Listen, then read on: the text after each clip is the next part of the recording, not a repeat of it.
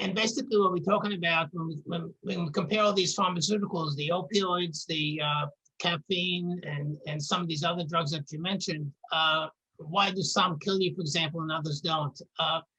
So one factor is the potency. Potency is basically how effective a drug is, for example, at any given dose. So if it's very potent, you need to take very little in order to achieve the same effect that you might need might use with a different drug that has the same effect but requires a bigger dose.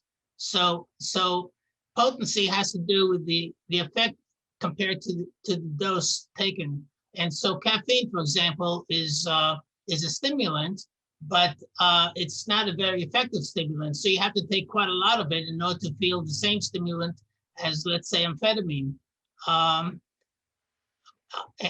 then different drugs, for example, have different effects, different toxic effects on the body. So some of them, for example, affect, let's say the opioids affect the, when you're taken in toxic doses, they affect the respiratory centers in the brain. And then you reduce respiration to the, and when you do that, that means the brain does not get enough oxygen because when the respiration is decreased, the amount of oxygen being transported by the red blood cells in your blood to the brain diminishes. And when that happens, the brain therefore is not receiving one of its primary nutrients, which is oxygen.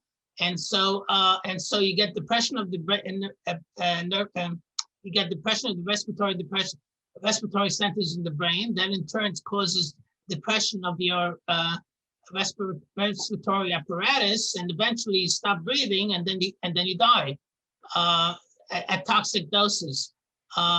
But then there are other drugs, let's say cocaine, for example, that affects the heart directly. And when that does, what it does there is that it not only over time, even if you take,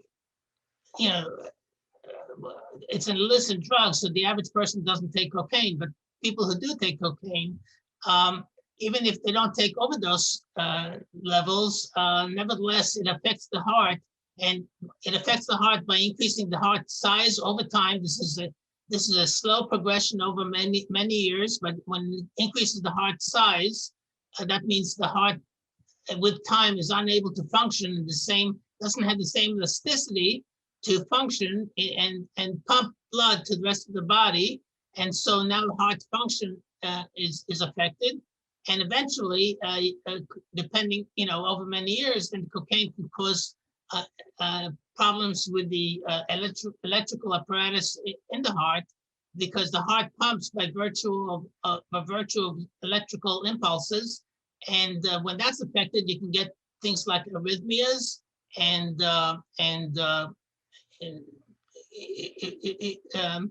kind of problems with contractility, that is to say, the way the heart pumps, and that can cause, and then you can have death from heart dysfunction, if you will, or tachycardia, which is a rapid heart rate.